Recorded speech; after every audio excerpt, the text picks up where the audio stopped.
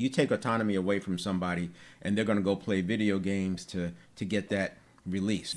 People are going to get that release. They're going to get that connection somehow. For others, it's gaming. For others, it might be horseback riding. For others, it might be going to sports events. Whatever it is, they're going to get that. But the more you can apply it and the more you can give it to them in the workplace, the better off you're going to be. So best practices, that little exercise that we went through, best practices are based on the desired outcome. The best practice in some cases, they support autonomy, competence, and relatedness. Best practices in other instances, they hinder autonomy, competence, and relatedness. So you can see how there can be best practices coming out of command and control. And sometimes they're the right thing to do, but sometimes they hinder it. Let me just talk a little bit, because I spent some time as a military officer, and I didn't go through military school. I went through officer candidate school. So 14 weeks, they got me from an enlisted person to an officer, and I was 24 years old.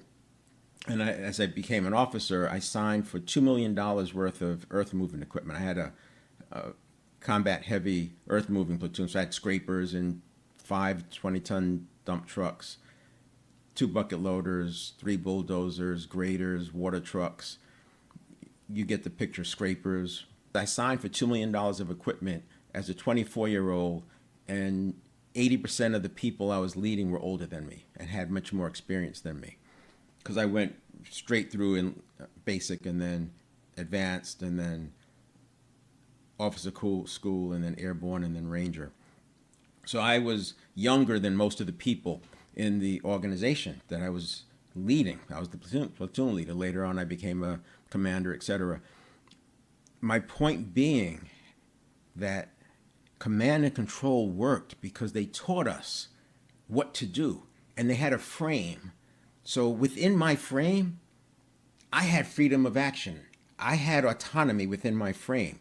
And this is how the leaders develop in the Army. This is why back in the day, the corporations loved to get people from the military, because they had this development. They loved military officers and non-commissioned officers as well, because they had this leadership structure that they understood. And that's why I think command and control, at least in the US, found its way into the fabric of a lot of organizations. But my point is, command and control worked because there was a combination of direction and rules, but also autonomy. And remember, in the military, we were training all the time. If you didn't have a mission, you were making up a mission. You were out in the field doing training constantly. That was the work. The work was training. So you want to know how Navy SEALs and Army Rangers can be so precise when they go on these missions? It's because they're constantly training. There's other reasons as well. They basically have conditioned a different set of reaction response for these folks. But I'm pointing that out because, yes, command and control can work. But if you don't have that entire structure, the freedom of action, the real, and also there was a hefty penalty system in there.